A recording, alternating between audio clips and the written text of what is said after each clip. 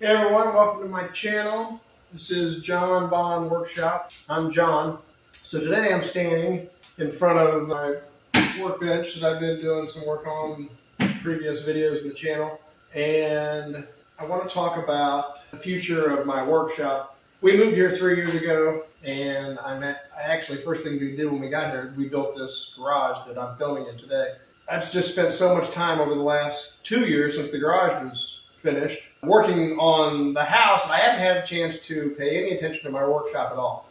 So this was built as an outfeed table for my unisaw in my old house. I had a 4x8 workbench at my old garage workshop. Anyway, I need something more of a centerpiece in my shop, so I'm going to start a huge workshop organization project. Among other things, the first thing I'm going to do is a new workbench. After the workbench, at some point later on, I'm going to do shop cabinets and get this mess back here cleaned up because I'm tired of looking at it. So, but the first things first, I'm going to build a workbench, and I actually bought some plans from another YouTuber, Shop Nation. If you haven't checked out his channel, you should. Very entertaining guy. I'm going to build my version of the versatile workbench. It has lots of goodies, including storage, own contained dust collection, a router lift, T-track at the top. Is an awesome workbench. So that'll be the centerpiece of my shop. And so I'm going to start that. It'll be a multi-part series. Part 1 coming up right now. So stay tuned. You might want to like and subscribe. Maybe hit that bell so you can see the next parts. All right, let's get going. The plans call for building the frame out of 2x4s that are laminated together with glue and screws to make 4x4s that then interlock at the corners to make the front and back sections of the frame. Make sure you use the straightest 2x4s you can find because you want your frame as straight and square as possible.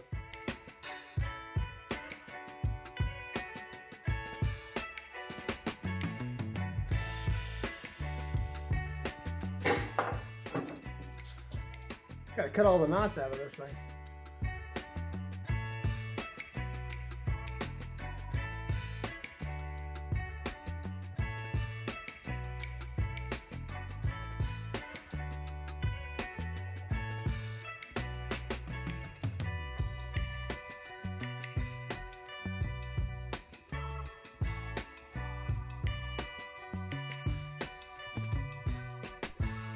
I marked the ends of the longer 2x4s so I know where to attach the shorter 2x4s.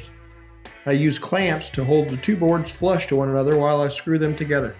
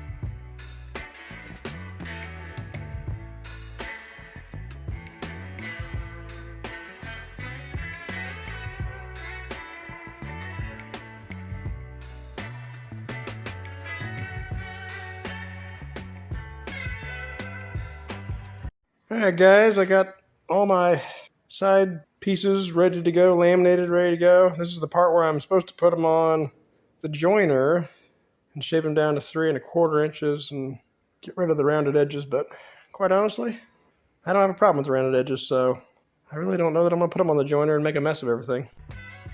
Here I'm trimming the ends of the 4x4 so that when I screw them together, the interlocking corners are flush and neat. Then I glue and screw them together, making sure to square them as I go. When I'm done, all corner joints will have 5 screws.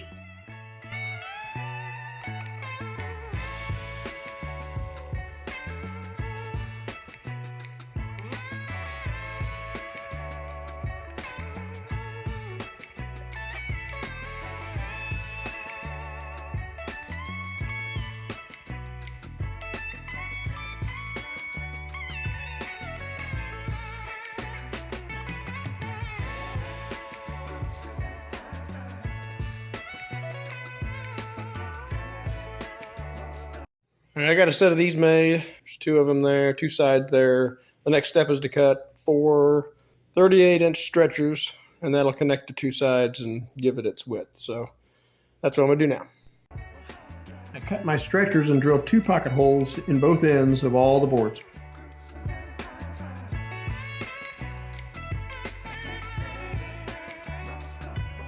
My first modification here is I'm using, basically in the plans they call for these casters here, and in his plans on the top he uses 1/2-inch plywood and then 3/4 MDF on top of that. I'm going to use 3/4 plywood underneath it and then 3/4 MDF because I want a little extra grabbing power for my T-track whenever I get it installed. So it's just 1/4 inch, but it calls for 2 inches from the bottom to mount these things, and I think I'm going to go 2 1/4 just to compensate, so I still have the 34.5-inch height.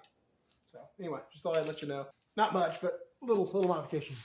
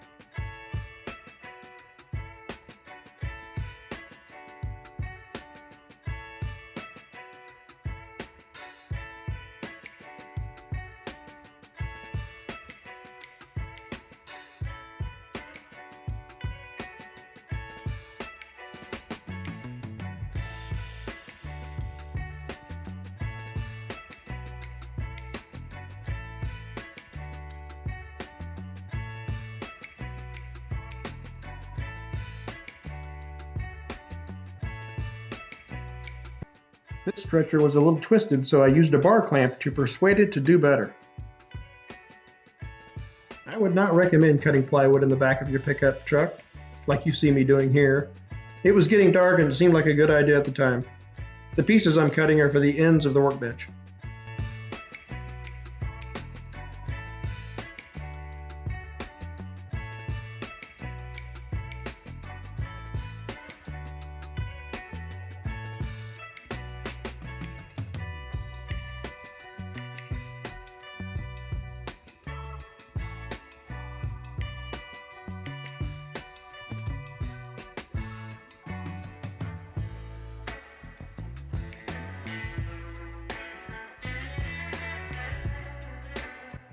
Installing this plywood on the ends of the frame really helps sturdy things up.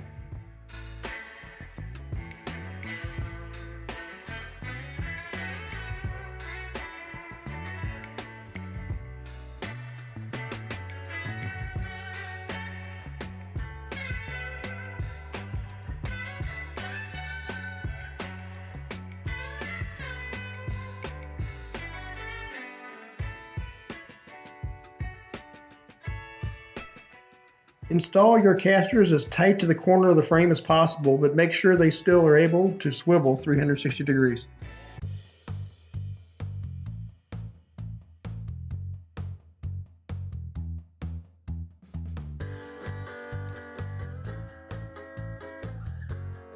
My friend Joe helps me trim the plywood and MDF I'm using for the top. We'll get it close to its final size and trim it perfect after the glue dries later. Then we'll mark out a grid on the bottom of the plywood so we know where to install the screws after gluing the 2 pieces together. Installing the screws in a grid pattern helps apply even pressure while the glue dries. Use a lot of glue. The MDF sucks it up like a sponge. after it dries, take the screws out. You don't want to have to worry about hitting them when you're installing T-track later.